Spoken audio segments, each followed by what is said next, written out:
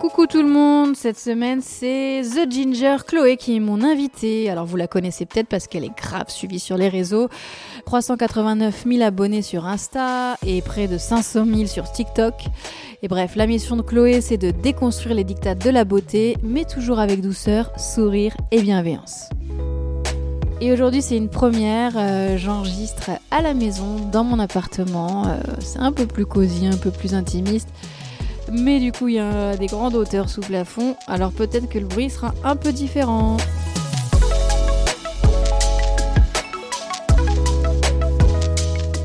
Hello Chloé, tout d'abord merci d'avoir accepté mon invitation. Tu cartonnes sur les réseaux sociaux, depuis moi j'ai mis 5 ans, mais je pense que ça fait bien 6 ou 7. Hello, bah écoute, merci à toi de me recevoir. Oui, ça fait 7 ans maintenant déjà. Ah ouais, quand même. T'as quel âge là ? Oh, bientôt 30. 37. Mais c'est un gros cap à passer, tu sais, les 30 ans, je trouve. Je me suis toujours mis un truc dans la tête en mode, waouh, quand je vais avoir 30 ans, je suis l'âge un peu adulte. Moi, je voyais beaucoup mes potes sur les 30 ans, ceux qui avaient quelques années de plus, ils ont bien rigolé quand j'ai atteint l'âge aussi. Donc, du coup, depuis 7 ans, donc tu as commencé très jeune. Oui. Moi, je vois que tu te définis comme une influenceuse, notamment mid-size. Donc, tu vas m'expliquer ce que ça veut dire parce que je connaissais pas. Et oui, vous vous dites, elle est un peu ringarde, mais c'est la vérité. Et est-ce que tu as toujours été dans cette direction-là aussi quand tu t'es lancée sur les réseaux ? Alors, quand j'ai commencé, je parlais pas trop effectivement du mot mid-size parce qu'il est quand même apparu assez tardivement. Quand ça ? Je pense il y a 2 ans. Voilà, ça va. Donc 2 ans de retard. Ça veut dire quoi déjà ? Bah, mid-size, en fait, c'est un peu entre la taille, ce qu'on dit la taille standard et la taille plus size. Donc les plus size, en général, c'est les filles qui font à partir d'une taille 46.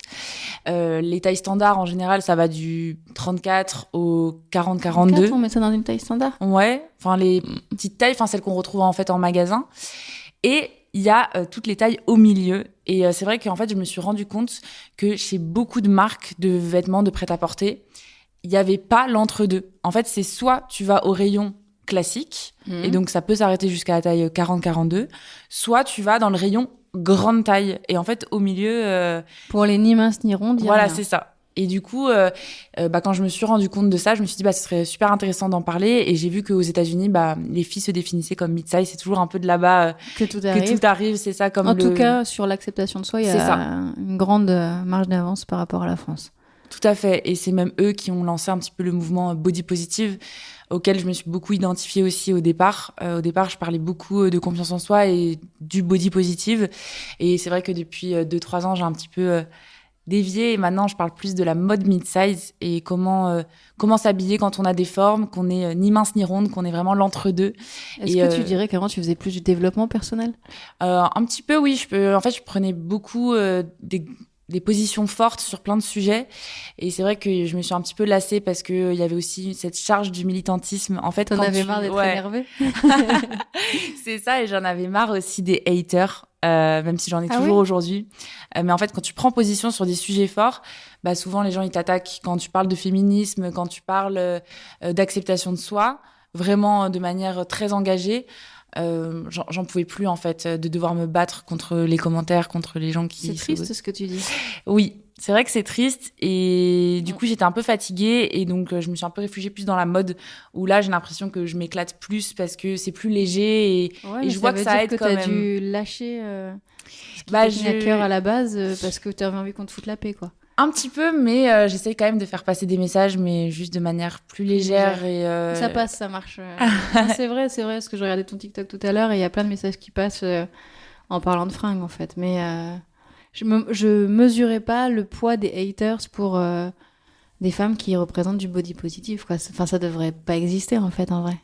C'est ça, mais en fait c'était surtout de la part d'hommes qui me disaient ah mais t'es trop moche, qui parlaient de mon poids, que je devais maigrir, faire des régimes, et tu en fait si, mais quand il y a 1000 commentaires sous un reel, je peux pas bloquer un par un, enfin ça prend tellement de temps. J'ai jamais supprimé les vidéos, par contre je me disais tant pis, juste je les regarde pas, mais enfin je regarde pas les commentaires, mais j'ai jamais cédé au fait de supprimer, par contre. Mais c'est vrai que c'était très dur d'avoir ça sur mes épaules quand t'es toute seule, de subir tout cet harcèlement, en fait. J'en avais marre, et du coup, aujourd'hui, j'en ai encore, j'ai encore des haters, mais ça reste quand même moindre et c'est cool. T'as switché il y a combien de temps Il y a 1 an à peu près. C'est tout frais. 1 an ou 2 ans, où je parle vraiment plus de mode. Et tu disais justement, pour cette mode mid-size, en fait, ça concerne la majorité des Françaises. Mais c'est ça, en fait, quand tu regardes les stats, je sais pas si tu sais quelle est la taille la plus portée en France. Je pense que c'est le 42. Ouais, c'est à peu près ça. 40-42, c'est la taille vraiment la plus vendue. Et pourtant, je trouve qu'en fait, cette taille, elle est pas assez représentée, que ce soit sur les réseaux sociaux ou même dans le mannequinat. Par exemple, quand tu vas sur des sites de prêt-à-porter, les mannequins font un 36. Ou alors, tu vas avoir vraiment des mannequins plus size qui vont faire ça, du c'est 46. déjà récent, en fait, cette évolution d'avoir plus de mannequins plus size, mais il faudrait qu'on passe encore un autre levier, en fait, en passant aux tailles 40-42, quoi. Je trouve que ça manque l'inclusivité. Et même, tu vois, je me dis, par exemple, dans des concours comme Miss France, que ce soit même au cinéma, on voit pas assez de femmes, je trouve, qui sont dans l'entre-deux, alors que la majorité des Françaises font cette taille. Et donc, en fait, je me suis rendu compte que les femmes souffraient de pas être représentées. Et finalement, ce qui nous fait du bien aussi, c'est de voir des gens qui nous ressemblent. Bien sûr. Je sais pas si toi, c'est indispensable. aussi à des filles qui peuvent te ressembler et ça te fait du bien. Moi, je sais que ça m'aide en tout cas beaucoup. Surtout dans la construction, en fait, au moment de l'adolescence, quoi. Enfin, je trouve que c'est ce moment-là où on a le plus besoin de repères et de modèles. Est-ce que tu es la seule à faire ça ? Je connais pas beaucoup de filles. C'est la sensation que j'ai eue, c'est pour ça que je te demande. Il y a beaucoup de filles qui parlent d'acceptation de soi, en France en tout cas, mais c'est vrai que je connais pas trop de personnes qui vraiment ont pris le créneau très mid-size en tout cas. Tu vois, c'est pour ça. Non, mais comme je connaissais pas, je me suis dit, mais en fait, ce qu'elle fait, ça paraît évident parce que c'est vrai que ça représente la majorité des Françaises, mais finalement, il y a personne sur les réseaux qui représente la majorité des Françaises. Donc je me suis dit, t'es dans une brèche, entre guillemets, qu'il va falloir élargir et qui doit prendre davantage d'espace. Tu casses les idées reçues, notamment donc, sur ce qu'on doit porter. Tu dis qu'on peut mettre des imprimés, des shorts, de la transparence, et pas que du noir. On n'a pas besoin de se cacher, en fait. C'est ce que je retenais j'avais l'impression des conseils. Oui, parce que je pense qu'aujourd'hui, on a encore trop d'injonctions il faut s'habiller comme ça quand on a tel type de morphologie.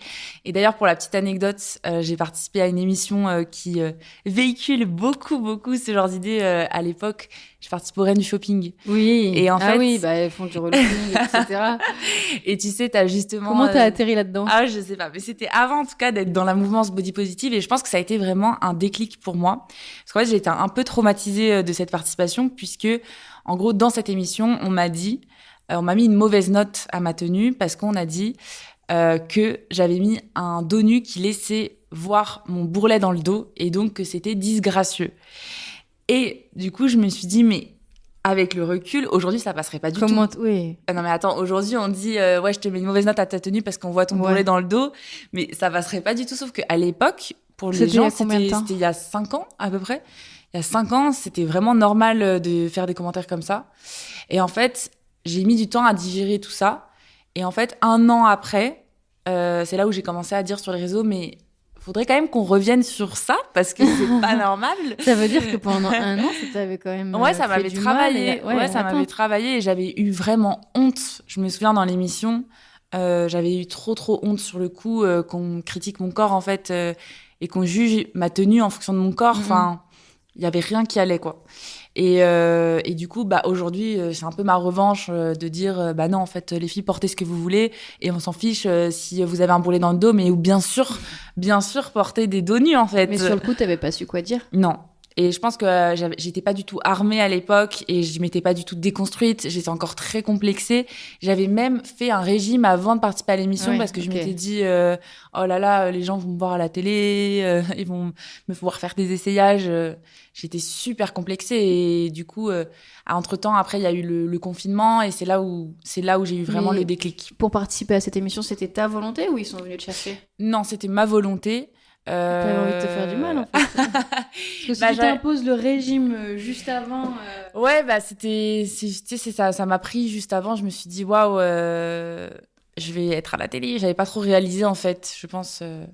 Et je m'étais dit que c'était une belle opportunité aussi de visibilité. Comme j'étais déjà sur les réseaux à l'époque, je m'étais dit, ça peut être Et ça avait sympa. marché ? Pas trop en termes de visibilité. c'est pas vraiment une émission, j'ai l'impression, qui te ramène des milliers d'abonnés en tout cas, mais je me suis plutôt construite toute seule. Et j'ai vraiment eu le déclic au confinement où c'était le début de TikTok, c'était le début des Reels. Ouais, et c'est là où à ce moment-là, il fallait y aller. Ouais. Et là, j'y suis allée à fond et c'est là où j'ai commencé à partager plus de contenu sur l'acceptation de soi et j'ai vraiment vu qu'il y avait un besoin chez les femmes de ce type de contenu, qu'elles étaient très demandeuses parce que ça manquait forcément. Donc le confinement, TikTok, c'est ton moment de bascule en fait. Oui. C'est là où en pleine pandémie, tu t'es dit je prends la parole pour les femmes. Tu as fait Sciences Po à Toulouse. Aujourd'hui, tu vis pleinement de l'influence. C'est pas l'école qui prédestine à ça. T'as envie depuis combien de temps et est-ce que c'est ce à quoi tu avais songé comme vie, la vie que tu es en train d'avoir aujourd'hui? Est-ce que tu dis je vais avoir 30 ans, c'est fatidique, c'est un moment aussi de bilan? C'est peut-être beaucoup de questions en une question. Non, en fait, je pensais pas du tout faire ça, mais d'un côté, je pense que ça fait des années que je pensais quand même à ce métier parce que déjà, quand j'étais au lycée, je suivais des youtubeuses type Sananas, Enjoy Phoenix et j'étais déjà trop fan du concept de faire des vidéos, de partager avec les autres ces routines beauté, etc. Et je m'étais dit, j'aimerais bien un jour me lancer moi aussi. Et en fait, j'ai mijoté ça pendant des années. Je me disais, non, je peux pas à cause du regard des autres. Parce que je m'étais dit, non, mais attends, si tu te filmes en ligne, j'avais trop peur, en fait, que les gens après de ma classe, par exemple, me découvrent mes contenus et qu'ils se moquent de moi. Mais j'avais quand même toujours été très à l'aise à la caméra. J'avais envie de devenir journaliste. Donc, c'est pour ça que j'ai fait Sciences Po. Donc, finalement, tu vois, aujourd'hui, dans ce que je fais, peut-être que les journalistes détesteraient entendre ça, mais je trouve qu'il y a quand même une forme de journalisme. Parce que j'ai aussi eu un podcast il y a quelques temps. J'ai l'impression que j'écris moi-même mes contenus, je scripte, etc. Donc, je trouve qu'il y a... Tout le monde, tu les enregistres, tu les montes. Ça, c'est du travail journalistique. Oui, un petit peu, oui. On peut dire ça aussi, mais c'est juste que je suis ma propre patronne, entre guillemets. Et ça, j'aime avoir la liberté de pouvoir dire ce que je veux. Et donc... finalement, oui, Sciences Po, on peut se dire ça s'éloigne, mais pas tant que ça, puisque Sciences Po, c'est quand même une école qui t'apporte un cursus hyper large, beaucoup de culture générale, qui t'apprend à bien écrire, à formuler un petit peu, structurer ta pensée. Donc finalement, je m'en sers beaucoup aujourd'hui. Pour défendre toutes les femmes un peu. C'est ça. Et des idées, des valeurs. J'essaye quand même d'être engagée, de lutter contre le cyberharcèlement, le body shaming. Désolée, il y a beaucoup d'anglicismes. Mais ça va, je les comprends, ceux-là. Je les connaissais déjà. Ouais, je trouve que c'est dommage. Dans la langue française, on n'a pas trop traduit certaines expressions. Par exemple, ça veut dire que c'est pas encore accepté dans notre culture, en fait. C'est juste ça que ça révèle. Parce que tu vois, genre taille moyenne pour mid-size, je trouve que on comprend pas. On comprend pas ce que trop. c'est. On pense à la taille en mètres, quoi. Enfin, on pense. En fait, je trouve que c'est dommage que dans notre langue, ce soit le même mot pour dire la taille de vêtements et la taille en hauteur. Parce que du coup, souvent, on fait un petit peu l'amalgame entre les deux. Et ouais, on peut utiliser aussi le mot morphologie ou ce genre de choses, mais c'est vrai que on manque un petit peu parfois de vocabulaire pour dire les choses précisément. Sur ce sujet-là, parce qu'il y a quand même beaucoup de vocabulaire. On a beaucoup de vocabulaire. Tu dis que tu étais complexée dans ton enfance, que tu as dû tout déconstruire. Ton premier complexe fut la couleur de tes cheveux. Oui. Parce que pour ceux qui nous écoutent et qui ne te connaîtraient pas, tu es rousse. Et c'est à l'école que le complexe est né. Oui, parce que quand t'es rousse, tu fais partie des 2% sur Terre et donc forcément tu n'es pas dans la moyenne. Ouais, c'est très peu, très très peu. C'est parce que tout le monde se teint en rousse maintenant. C'est ça. On sait plus savoir si c'est des couleurs naturelles ou pas, mais on est très peu et à chaque fois, moi, j'ai toujours été la seule de ma classe, que ce soit en primaire, en maternelle, au collège. Et donc forcément, je trouve que c'est l'âge un peu bête où t'as envie de ressembler à tes copines. Il faut qu'il y ait une certaine uniformité physiquement. Et quand toi, tu dénotes un petit peu, ça peut être par la couleur de cheveux, mais ça peut être par le poids, je sais pas, porter des lunettes, n'importe quoi. Les gens, je trouve qu'ils te prennent vite à partie. Et donc, moi, quand j'étais en primaire, j'avais le droit à des poils de carotte, ce genre de choses-là. Et forcément, c'était hyper blessant. Et quand t'es petite, c'est que t'as pas encore développé vraiment ta confiance en toi, que t'es pas encore vraiment à l'aise dans ton corps, c'est difficile. Ça l'est encore plus quand t'arrives à la puberté, puisque ton corps change. Et en plus de ça, les gens continuent de te faire des remarques sur ta couleur de cheveux. Donc vraiment, moi, j'ai eu beaucoup de mal à l'accepter. Ça me paraît tellement dépassé, cette histoire de poils de carottes. Mais je serais curieuse que les personnes nous disent si... tous les roux, ils nous disent qu'ils ont eu ce genre de remarques. Ouais, je pense que c'est... Ouais, que c'est... Je sais pas, en France, c'est courant, quoi. Mais j'aimerais bien savoir si aujourd'hui, en 2025... Il y a encore ça à l'école. Ouais. Si jamais il y a des personnes qui nous écoutent, qui ont des enfants ou qui connaissent des personnes qui sont rousses naturellement, je serais curieuse de savoir si les enfants d'aujourd'hui vivent encore cet harcèlement. Je pense qu'il existe surtout encore. Surtout qu'on sait même plus qui est poil de carotte. Hein. Mais heureusement, tu sais, on a eu des modèles aujourd'hui qui sont arrivés. Il y a beaucoup plus de modèles féminins, j'ai l'impression. De belles rousses. Oui. Il y en a plus, j'ai l'impression, dans les actrices ou même dans les dessins animés. Tout le monde se teint. Non, mais je veux dire, c'est pas pour rien. C'est oui, c'est devenu un petit peu, c'est devenu un petit peu la tendance. Couleur à la mode. Ouais, surtout à l'automne, ça revient beaucoup. Et donc forcément, moi à l'époque, j'étais très complexée. Et donc, je crois que c'était quand j'étais en 5e, j'ai dit à ma mère, tu m'emmènes chez le coiffeur et on va faire une petite coloration. Et ma mère était en mode. Pas du tout, c'est hors de question, ma fille. Ta maman est rousse aussi. Non, elle est châtain, mais elle a tous les traits un peu d'une rousse, c'est-à-dire qu'elle a la peau laiteuse, des taches de rousseur. En fait, il y avait déjà des gènes en fait dans ma famille. Ma mère. T'es la seule toi après dans la famille ? Non, j'ai la sœur de ma grand-mère qui est rousse par exemple. Tu vois, en fait, souvent ça saute une génération. Et du coup, ma mère, elle a par exemple tous les gènes, mais elle avait pas la couleur. Mais voilà, quand on la voit, c'est pas étonnant que je sois rousse parce qu'elle a la peau d'une rousse. Et donc, je lui ai demandé de faire une coloration et ma mère m'a toujours dit c'est hors de question. Et elle m'a dit un jour, tu me remercieras et tu verras que ce qui te complexe aujourd'hui sera ta force plus tard. Et elle m'a toujours dit c'est ta singularité, il faut que tu... cultives. Voilà. Et je pense que les paroles d'une mère peuvent être tellement importantes dans le développement d'un enfant parce que moi, ça m'a beaucoup aidé. Quoi qu'il arrive, les paroles de la maman interfèrent dans le développement de l'enfant, c'est une certitude. Oui. De manière positive ou l'inverse. Mais t'as été chanceuse, j'ai l'impression. Oui. Justement, est-ce que tu dirais que c'était du harcèlement à l'école, ce qu'on te faisait par rapport à la couleur de tes cheveux ? Alors, je pense que j'ai pas connu un harcèlement quotidien. Voilà, c'était plus de temps en temps, en fait. C'était de temps en temps où il y allait avoir des remarques, mais c'était pas tous les jours. Je sais qu'il y a des personnes où ça devient très, très grave parce que c'est vraiment tous les jours. J'ai entendu des filles qui me disaient on m'a mis des carottes dans mon casier, on m'a craché dans les cheveux, on m'a coupé les cheveux, on m'a pris un briquet, on a voulu me brûler les cheveux. Enfin, je me dis mais what ? Moi, j'ai pas eu ça. Moi, c'était plus vraiment des remarques blessantes ou des insultes, mais c'était pas quotidien. Ça allait être de temps en temps. Et ce qui m'a beaucoup aussi fait de mal, c'est au collège, un garçon qui m'a dit t'es très mignonne, Chloé, mais je sortirai pas avec toi parce que t'es rousse. Il était en mode devant mes amis et tout. Non, je peux pas. Ok, t'avais quoi, collège ? C'était ouais, j'étais en 4e, 3e par là, donc ça m'avait fait vraiment un choc. Ouais, je m'étais dit mais qu'est-ce que j'ai fait de mal en fait ? J'ai même pas choisi ma couleur de cheveux. Et aujourd'hui, c'est même plus un sujet en fait. Et comment tu te protégeais de ça à l'époque ? Je me protégeais pas trop, mais j'étais bien entourée, j'avais quand même des amis qui me défendaient.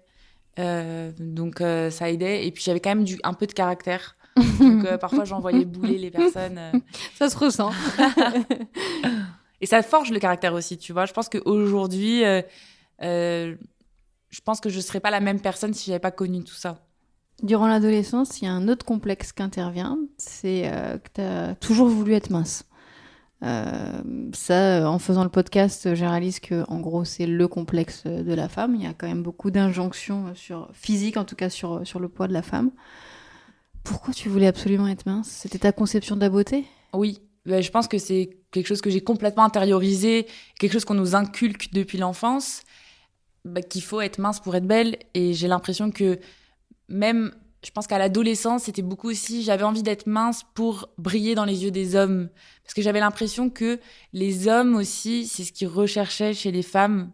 Même, je parle de la relation garçon-fille. Enfin, quand on est vraiment ado, tu vois, il faut pas être trop ronde parce que sinon, on va se moquer de toi. Parce que sinon, tu vas être la fille qui va être moins, peut-être, convoitée, entre guillemets. Et moi, j'ai beaucoup ressenti ça aussi à cause, j'ai l'impression, de la jante masculine. Et qu'est-ce que tu faisais alors? Beaucoup de régimes. Franchement, quand j'y repense, j'ai dit à ma mère, mais comment t'as pu me laisser faire ça? Je me souviens avoir fait des régimes hyper protéinés alors que j'étais au lycée. C'est absolument pas normal, où je mangeais beaucoup de viande. Aujourd'hui, ça passerait pas du tout. Parce que je me disais, c'est comme ça que je vais maigrir. Enfin voilà, j'ai testé plein de trucs. Et ça marchait, tu vois, une transformation sur le physique? Bah, souvent, je perdais un petit peu. Et après, tu reprends le double. Donc, au final, ça n'a jamais été très Et quand bénéfique. tu perdais un peu, est-ce que tu te sentais mieux? Vraiment, j'entends. Bah, pas vraiment, parce que j'ai l'impression que tout se passe dans la tête, finalement. Parfois, on a l'impression que c'est que une question d'enveloppe corporelle, alors qu'au final, la première chose sur laquelle il faut travailler, ça va plus être le psychologique, je pense. Justement, comment t'as évolué? Je veux dire, comment tu t'es détachée de cette idée qu'il faut absolument être mince?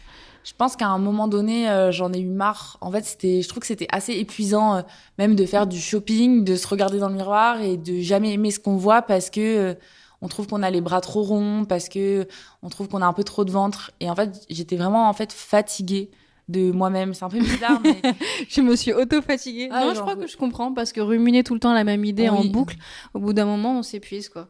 C'est ça. Et j'ai l'impression que je me suis forcée, du coup, à oser. Par exemple, je sais qu'un de mes complexes numéro 1 pendant toute ma jeunesse, ça a été mes bras. J'ai l'impression que j'avais toujours les bras trop ronds.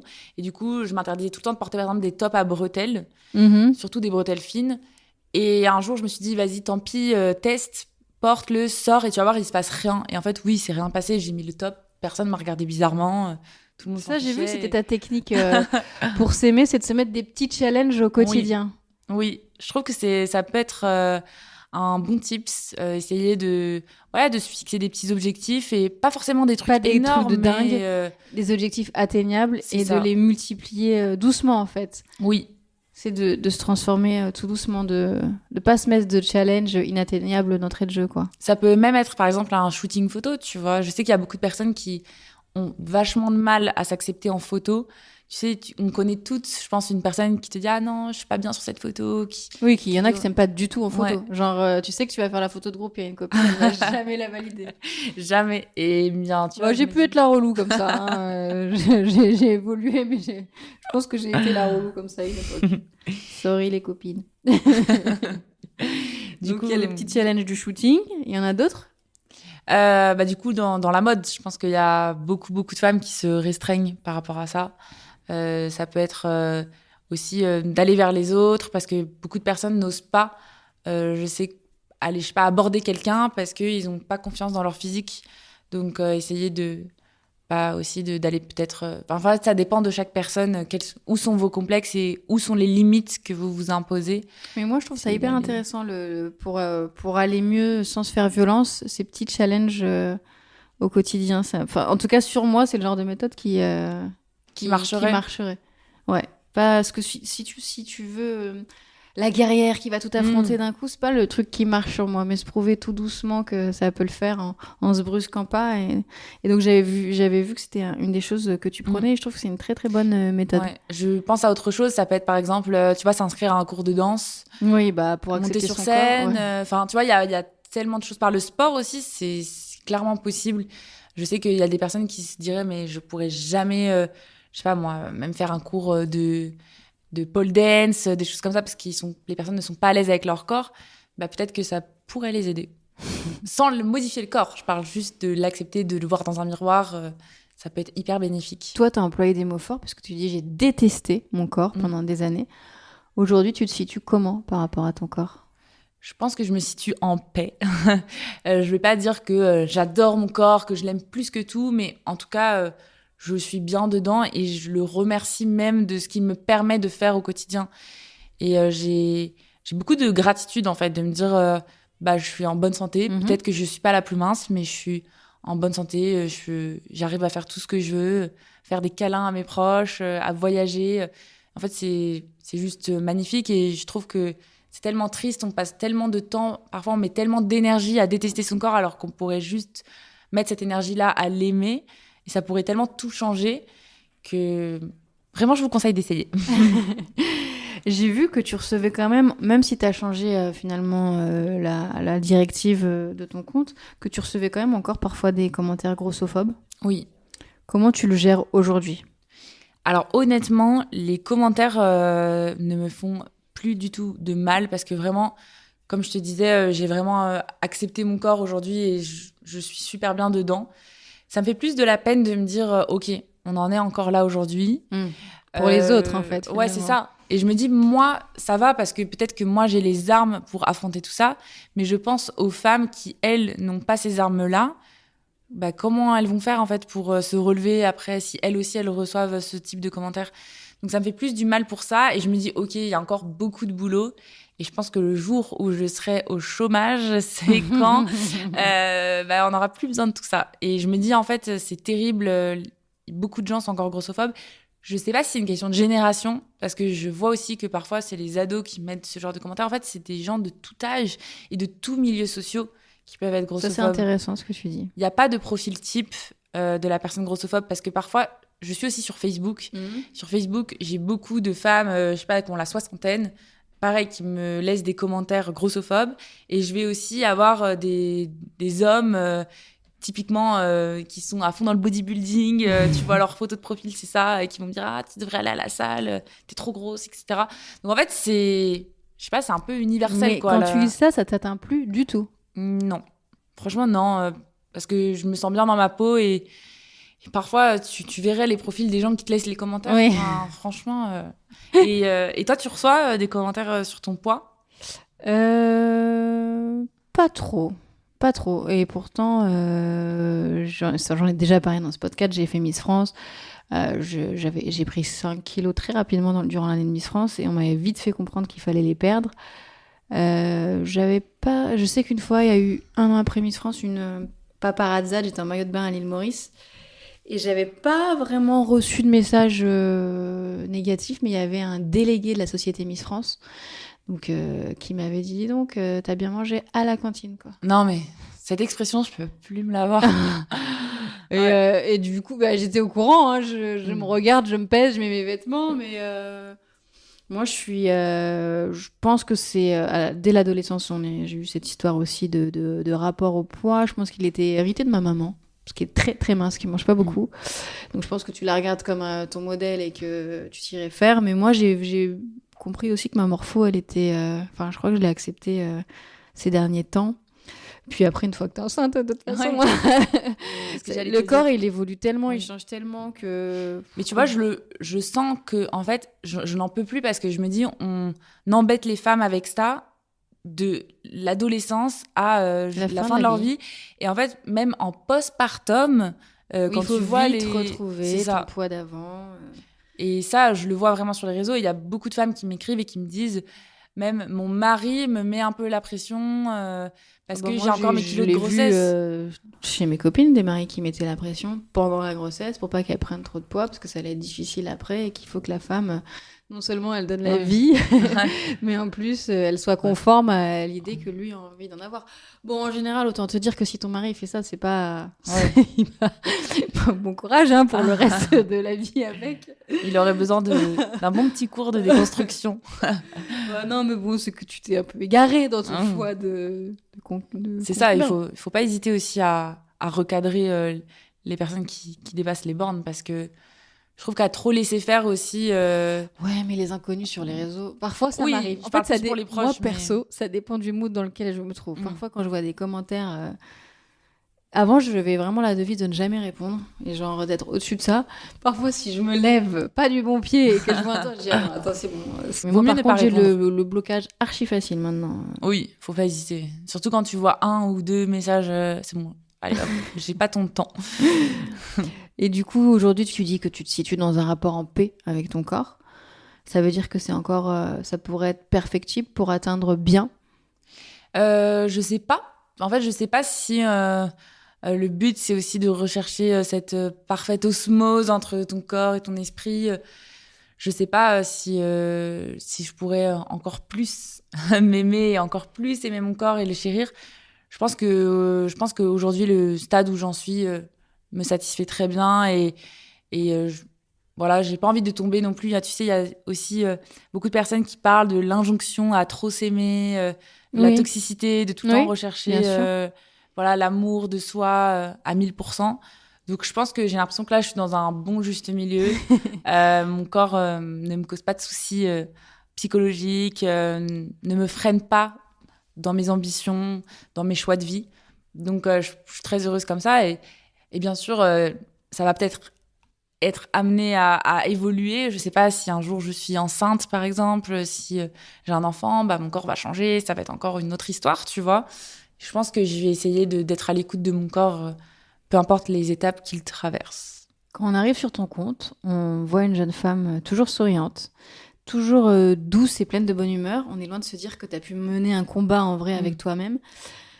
Aujourd'hui, ce combat, tu le mènes pour les autres, en fait, pour celles qui te suivent. J'ai l'impression que c'est un peu comme si tu avais une mission et que c'est ça qui te nourrit. Est-ce que je me trompe ? Oui, non, t'as raison. J'ai l'impression que c'est ma mission, c'est d'aider les autres à s'accepter et d'arriver, comme moi, à vraiment pleinement s'aimer et à être en paix. Et en fait, je le vois au quotidien, rien que dans mon cercle d'amis proches. J'ai plein de copines qui font du 36, qui sont complexées. Et rien qu'en les écoutant parler, je me dis, waouh, si des filles qui font du 36 sont aussi complexées que ça par leur corps, c'est qu'il y a vraiment besoin, en fait, sur les réseaux, il y a vraiment besoin d'authenticité, il y a vraiment besoin de conseils. Et donc, du coup, oui, je le fais parce que j'ai l'impression que c'est une mission et surtout un besoin, en fait. Et j'ai pas envie d'arrêter. Pour l'instant, j'aime beaucoup ça. On n'a pas envie que t'arrêtes. J'ai envie de continuer et je prends du plaisir, en fait, à juste recevoir des témoignages. Merci Chloé, grâce à toi. Parfois, les filles m'envoient des photos. Merci Chloé, grâce à toi. J'ai porté un short alors que je n'en portais plus depuis plusieurs années. Chloé, grâce à toi, je suis remontée sur scène. Je me suis inscrite à un cours de pole dance. Enfin, je trouve ça juste dingue, en fait, de se dire que juste des vidéos sur les réseaux sociaux peuvent avoir un impact réel. Tu mesures ton influence ? Bah, je mesure pas la quantité de personnes qui me suivent, mais je mesure par les petits messages que je reçois au quotidien d'actions concrètes que les personnes ont mises en place parce qu'elles ont vu mes vidéos. Et ça, je trouve que c'est magnifique. Et je pense que l'être humain aime se sentir utile, que ce soit par ça peut passer par plein de biais différents. Et moi, je pense que cette utilité-là, c'est vrai que ça m'anime au quotidien, en tout cas. En tout cas, c'est ce qui semble te faire, toi, avoir confiance en toi, en fait. Aussi. Avoir ce rôle un peu de grande sœur, bah forcément, c'est hyper gratifiant. Donc oui, je confirme. Qu'est-ce que tu aurais envie de dire, avant de se quitter, aux femmes qui nous écoutent pour qu'elles puissent dire adieu au complexe ? Ouais. Bah, de beaucoup relativiser et de se dire... en fait, moi, souvent, ce que je fais, c'est que je me dis, bah attends, je prends une ancienne photo de moi quand j'étais plus jeune et je me dis, mais tu vois, à cette époque-là, tu étais complexée alors que tu avais 10 kilos de moins. Tu auras cette impression-là sûrement dans 10 ans. Je me dis pareil. Je me dis, mais kiffe, regarde, tu te détestais alors qu'il y avait tout pour kiffer. Alors kiffe maintenant, il y a urgence. Et ma psy, elle m'a dit ça une fois. Elle approche des 60 ans. Elle m'a dit, mais Malika, si vous n'aimez pas maintenant, vous allez vous aimer quand ? Parce que ça va pas aller. Elle m'a dit, ça ira pas mieux après. Hein. C'est maintenant qu'il faut kiffer. Et je jure, c'est vrai. Je trouve que c'est une très bonne technique, ça. Oui. Donc, je dirais aux filles de kiffer maintenant et de pas attendre d'avoir perdu du poids pour porter ce que vous aimez, pour vivre l'amour. Ne pas remettre à plus tard ce qui peut vous faire du bien, quoi. C'est ça. Surtout en le mettant aux dépens du physique, quoi. Voilà. Et vous avez tellement, je suis sûre que vous avez tellement plein d'autres qualités. Il faut arrêter aussi de se définir que par son physique. Les gens qui vous entourent ne vous aiment pas parce que vous faites un 36, ils vous aiment parce que... sinon, c'est un peu... ça repose pas sur grand-chose, quoi. Donc, c'est ça. Cultivez le reste et ne perdez pas de temps. Merci pour tous ces conseils, tous ces petits tips qui, je suis sûre, vont aider les gens qui nous écoutent au quotidien. Avec plaisir. Merci à toi de m'avoir reçu. Adieu Complexe, c'est tous les 15 jours sur toutes les plateformes de podcast. Apple, Deezer, Amazon, Spotify. N'hésitez pas à liker et à commenter. Et puis bien sûr à suivre nos aventures décomplexées sur mon compte Instagram Malika Ménard 14. Vous savez à quel point notre lien, nos échanges sont importants pour moi.